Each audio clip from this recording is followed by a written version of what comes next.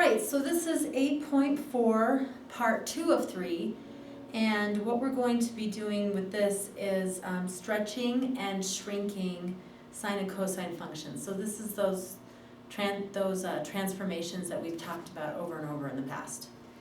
Okay, so y equals sine of x and y equals cosine of x are parent functions, and like all other functions, they can be transformed. But these are the basic ones, like y equals x squared.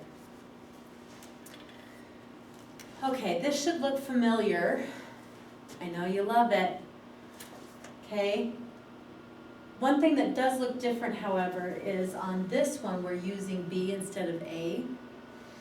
So vertical stretches and shrinks, they're just straightforward and simple. Okay, so it's a stretch when a is bigger than 1, and it's just a times the whole thing.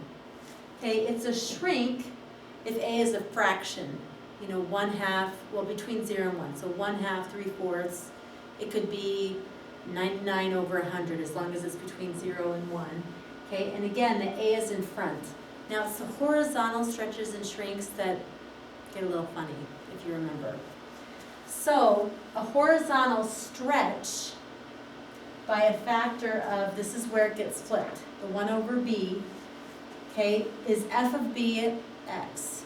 So this time, instead of being out here, the b is snuggled up next to the x, okay? And even though it says a stretch, this is when b is a fraction, because if you put a fraction in right here, it's going to flip it and it's going to make it bigger than 1, which will make it a stretch. Okay, and then a shrink is the opposite. It'll be bigger than 1, so let's say it's 2, and I plug it in, I would have 1/2, and that would make it shrink.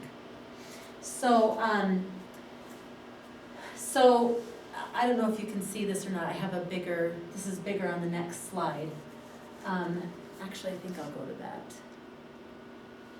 Okay. So these are the basic functions when they are transformed.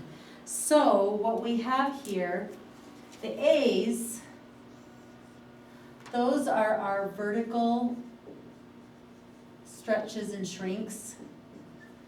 Okay, and the b part is our horizontal stretch and shrink. And that makes sense, right? Because our vertical is a times f of x. That's a times this.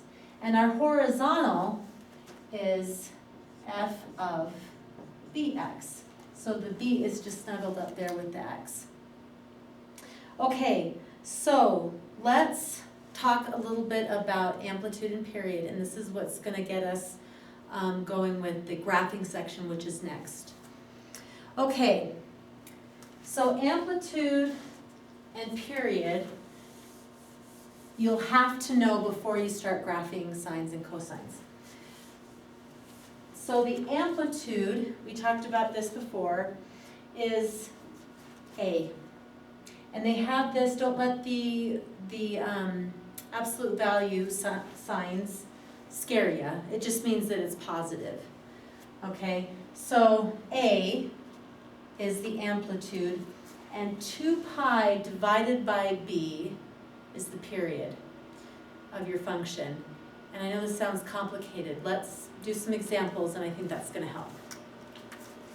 Okay, so just figuring out the amplitude and the period. So amplitude is just a. So our amplitude's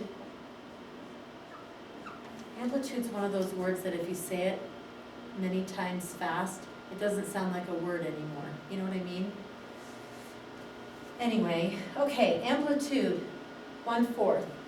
Our period, remember, is 2 pi over b. Well, what's b in this situation? It's 1. Here's our little imaginary 1 right there. So our period would be 2 pi over 1, or 2 pi.